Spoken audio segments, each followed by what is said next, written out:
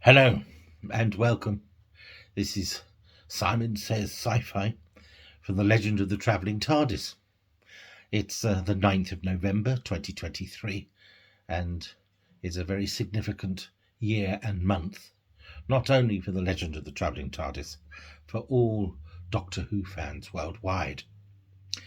I was 2 days short of my second birthday when the first episode of Doctor Who was first broadcast, so I have to admit I can't remember or recall anything about it at all, other than maybe the theme tune.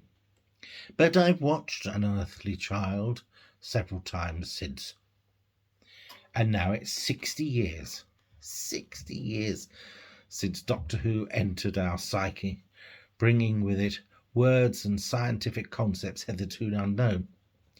It has entered our lexicon worldwide. If you say TARDIS, Daleks, Cybermen, and of course Doctor Who, everyone knows who and what you mean.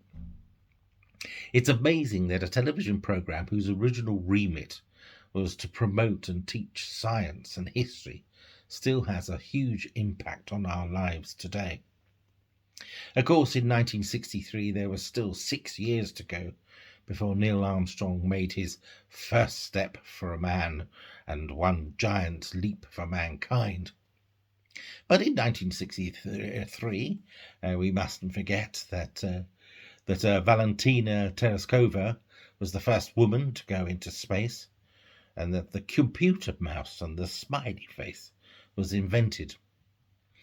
Our solar system had 9 planets in 1963 because Pluto was considered a planet before it was downgraded, and today there is still a debate as to whether Pluto's status should be reinstated. Jupiter, the largest planet in our system, was approximately 367 million miles from Earth, and it wouldn't be at this same distance until this year, 2023. In the UK, the National Health Service was 15 years old and was working very well and in harmony with the private sector. The first attempts of liver transplants took place, and the development of non-invasive surgical procedures. In America, of course, there was the assassination of President John F. Kennedy, and a suborbital space flight was conducted by NASA. The X-15 aircraft was piloted by astronaut Robert Rushworth at the altitude of 53.9 miles, surpassing what then was the US definition of space. There have been so many discoveries and developments over the 60 years since Doctor Who began its extraordinary story. Just look at what the James Webb telescope is beaming back to us.